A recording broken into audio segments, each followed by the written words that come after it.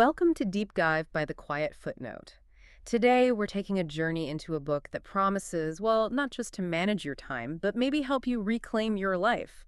It's Make Time: How to Focus on What Matters Every Day by Jake Knapp and John Zeratsky. We've really dug into an avid reviewer's notes on this one, and our mission today is to pull out the absolute best bits, help you understand why this isn't just, another productivity book. Yeah, it's really fascinating because Knapp and Zeratsky offers something quite different here. Oh. It's less about cramming more stuff into your day and much more about designing your environment so the important things can actually happen. They really treat time like a space to shape. That's a great way to put it, an environment to design. Okay, so let's unpack this. What's the fundamental problem they were trying to solve? Why do so many of us feel so busy, but at the end of the day, we wonder if we did anything meaningful? Right. The core question they really tackle is, why, despite being busy all day, do I feel like I didn't actually do anything that mattered? They saw this huge gap, Oh. between what people want to do, meaningful stuff, relationships, creative work, and how the day just gets swallowed up.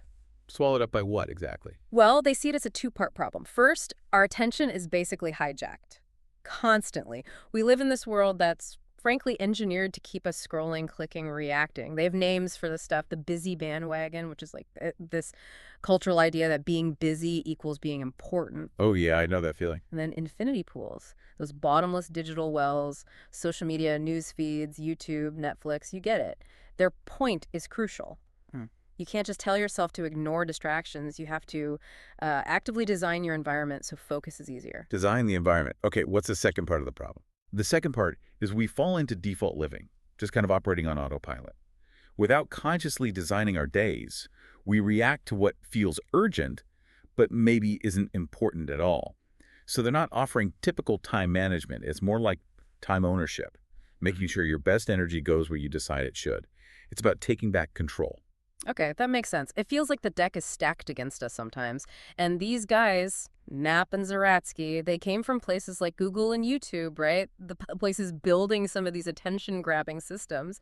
So how did they propose we take the lead back? What was their solution? Exactly. They had that insider view. Yeah. They saw how platforms were built to maximize engagement, keep you hooked, and their big insight was distraction isn't a character flaw, it's a product feature, which is quite a statement. Wow, yeah. So their fix isn't try harder. It's stop treating time as a resource to fill. Treat it as an environment to design. They basically learned how the machine worked and then gave us a manual to, well, resist it. And they built their whole approach around 4 steps. A daily loop, really. Yeah. Something you repeat and refine. A daily design loop. Okay, I like that. What's the first step? How do we start? First step is highlight. This is all about choosing one single thing. Just one. That's your highlight for the day. It could be something urgent, sure, but it could also be something joyful or really meaningful to you personally. Like what? Give you an example. Okay, so maybe a musician chooses record bass line for new track as their highlight. Or a writer picks draft first page of chapter 3. The question to ask yourself is, if today ended and I only got one thing done, what would I want it to be? Just one. Just one. Then you schedule it, put it on the calendar. They say if it's not on your calendar, it's not going to happen. Make No. it real. That single highlight idea. It sounds simple, but also potentially quite challenging on busy days. But I see the power in it. So once you have that highlight, how do you protect it? Because distractions are inevitable. That leads right into step 2, laser. This is all about creating the focus needed for that highlight. It means actively removing distractions, like setting up a distraction-free phone, maybe deleting those addictive apps or trying grayscale mode. Oh, grayscale. Yeah, I've heard of that. Makes the phone less appealing. Exactly. Or doing email sprints, checking only at set times, not constantly reacting, maybe a TV diet. The whole idea is making technology work for you, not the other way around. Designing that focus for it, like you said. Building the focus for it. Got it. Yeah. But focusing hard takes energy, right? What's their angle on keeping fueled? Spot on. That's step 3. Energize. They really emphasize treating your body and mind like, well, a battery that needs charging. And it's not just go to the gym. It's about consistent choices that fuel your focus. Things like getting outside every day, even for a short walk. Moving frequently throughout the day, not just one intense workout. Prioritizing sleep like it's a critical meeting, which it is. And eating simpler, unprocessed foods. Their line is great. Your brain is a biological organ. Treat it like one. It's about basic physical maintenance, for mental performance. That connection between physical energy and mental focus feels so often overlooked in productivity advice. It's foundational. Totally. It's not an add-on. It's part of the core system. Okay, so you highlight your main task, use laser focus to protect it, keep yourself energized. How do you know if it's all working? How do you adjust? Ah, that's the crucial fourth step. Reflect. This is your end-of-day check-in. A quick review, you ask yourself simple questions. Did I make time for my highlight today? How was my energy? What distractions got in the way? What tactics worked or didn't work? It's like being a scientist of your own time. You run experiments, see the results, tweak things for tomorrow. You don't just give up if one tactic fails. So it's iterative, constant small adjustments. I like that. It feels less rigid. Exactly. It's designed to be adaptable, not some brittle system that breaks the first time you have a bad day. Okay, this framework. Highlight, laser, energize, reflect. It sounds really different from just making longer to-do lists. How does this make time approach really challenge or even debunk some common ideas about productivity? What myths does it bust? Oh, it definitely shakes things up. It doesn't just give you tips. It subtly flips several standard beliefs on their head.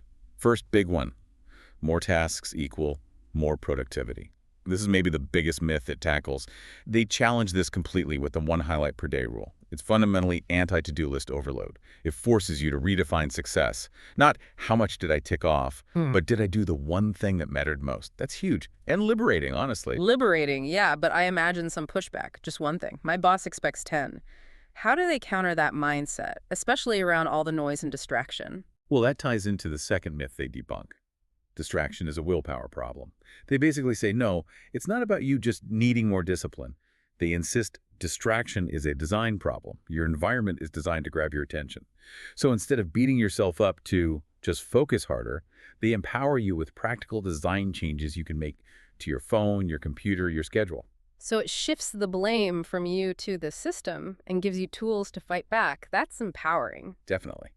And another one, which we touched on with Energize, health is separate from productivity. So much productivity advice just ignores your body, but they make energy a core pillar. Sleep, movement, food, even getting some sunlight, it's all put on the same level as focus techniques and planning. Right. It's not just nice to have wellness stuff. It's essential fuel for doing good work. Exactly. It reframes rest and nutrition as completely integral to your output, not optional extras. That's a really healthy perspective. What about the feeling that time management systems have to be these rigid, complex things you follow perfectly? Yeah, they debunk that too. The myth that time management is a rigid system. By advocating for reflection as a daily habit, not some big annual review, they make it fluid. Becomes this living, breathing experiment. You're expected to tweak it constantly based on your daily feedback loop. It's built to adapt with you. So it's okay to not get it right immediately? Absolutely. It's expected that you'll adjust. And finally, they really tackle the myth that a good day is a busy day. They give you permission almost to redefine what a good or productive day actually means. It's not about packing more and more in. It's about making space for the right things, the highlight. This directly challenges that whole hustle culture vibe by separating your self-worth from just, how fast you can churn out tasks. Decoupling self-worth from speed. That feels necessary right now. Speaking of right now, the book came out in 2018. A lot has changed, especially, wow, the explosion of AI just recently. Does Make Time still hold up? Is it maybe even more relevant today? Oh, absolutely. If it felt important in 2018, I'd say it feels almost prophetic now. The urgency has definitely ramped up because those forces it warned about, the constant distraction, the glorification of busyness, the drift into default living, they've only gotten stronger. And sneakier. How so? Well, the attention economy hasn't just grown, it's gone nuclear, right? Think about TikTok's algorithms, the AI-driven feeds everywhere, endless AI-generated content. Those infinity pools are way deeper now. They're engineered with scary precision. So designing your environment for focus, it's less nice advice and more like, as you said, survival training. Survival training, that's quite a thought. It's not just about productivity anymore, it's about sanity. Pretty much. Plus, you've got remote work blurring boundaries, making it easier for days to just vanish into reactive emails and meetings without that intentional highlight. Burnout feels like it's becoming the default state for so many. Exhaustion is almost normalized. Yeah, sadly true. And there are so many tools now that help you look busy, lots of activity, but maybe not much actual meaningful progress. Shallow work. And decision fatigue, it's real. Having that single highlight cuts through the noise. And specifically with AI, how does that fit into their framework? AI is like the ultimate new infinity pool, isn't it? Chatbots, AI video generation. You can lose hours exploring, tinkering, feeling productive-ish. But is it moving you towards your highlight? Often, no. The implied warning from Knapp and Zaratsky today would be even starker, I think. Something like, if you don't consciously design your time now, with these new tools amplifying distraction, you won't just lose focus. You risk losing the narrative of your own life. Losing the narrative. Yeah. Your days get shaped by algorithms, notifications, other people's agendas, AI suggestions, not your own intentions. They made it clear back then, and it's even clearer now. The choice isn't between busyness and leisure. It's between designing your time or having it designed for you. Wow. Okay, that puts a fine point on it. This framework feels incredibly vital then. So, if we were to boil all this down, what are the absolute top 5 takeaways, the core insights you'd want someone listening right now to really grab onto? Okay, 5 key things to really internalize from Make Time. 1, choose one daily highlight. You just can't do it all. Don't even try. Pick one thing that matters. This shifts you from reacting to designing instantly. One highlight. Got it. 2, design for focus. Don't rely on willpower. Your environment is way more powerful than your discipline alone. Make distraction difficult. Make focus the easy path. Love that. Set yourself up for success. Okay. 3, protect and recharge your energy. Your brain needs fuel. Mental sharpness isn't automatic. Move, get sunlight, sleep well, eat decently. Treat your energy as critical. 4, reflect and adjust every day. This isn't a set-it-and-forget-it system. It's an ongoing experiment. Daily tweaks make it resilient and personal. Daily reflection keeps it alive. And number 5. 5, redefine productivity as presence.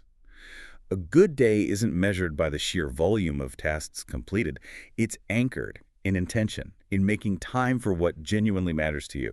It's about being present for your own life. Presence, not just output. That's powerful. Okay, final challenge. Sum up the entire book, its core essence, in just one sharp sentence. Okay, let me think. How about, Make Time is a daily design loop that helps you reclaim your hours from distraction and busyness so you can live each day anchored in what truly matters. That nails it. A daily design loop, anchored in what truly matters. But beyond the practical steps, there's often a deeper message in books like this, isn't there? An unheard pulse beneath the surface. What do you think that is for Make Time? Yeah, I think there is. Beneath all the tactics about apps and schedules, there's this deeper hum. It's something like, if you don't consciously take back control of your time, you're not just losing productivity, you're actually surrendering the authorship of your own life story. Surrendering authorship. Right.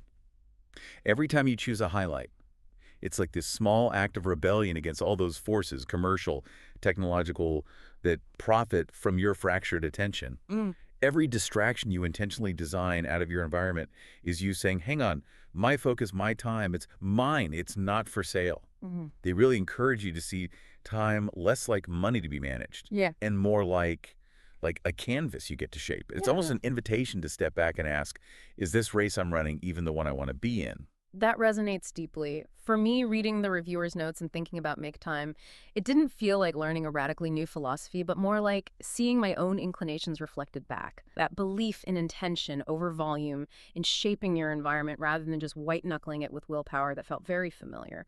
What did challenge me, though, is the rigor of that daily reflection and the discipline of truly sticking to one highlight when, life feels like it throws multiple urgent things at you. It's a real tension. It is. But it feels like an uncomfortable challenge worth leaning into. It makes me think the real fight isn't against a lack of time, but against drifting into that default mode. The more you own your hours, the more you own your narrative, like you said. So for you listening, what will you take away from this deep dive? Maybe you'll try picking just one highlight for tomorrow, see how that feels. Or perhaps you'll start noticing your own infinity pools. Where does your attention leak away without you realizing it? Maybe it's simply giving yourself permission to redefine what a truly good day looks like for you, separate from the endless checklist. We really hope this deep dive into Make Time has given you some valuable insights, maybe sparked a few aha moments, and hopefully a renewed sense of agency over your time, which is, let's face it, our most valuable resource. Thank you for joining us on this deep dive. Until next time, keep designing a life that feels truly lived.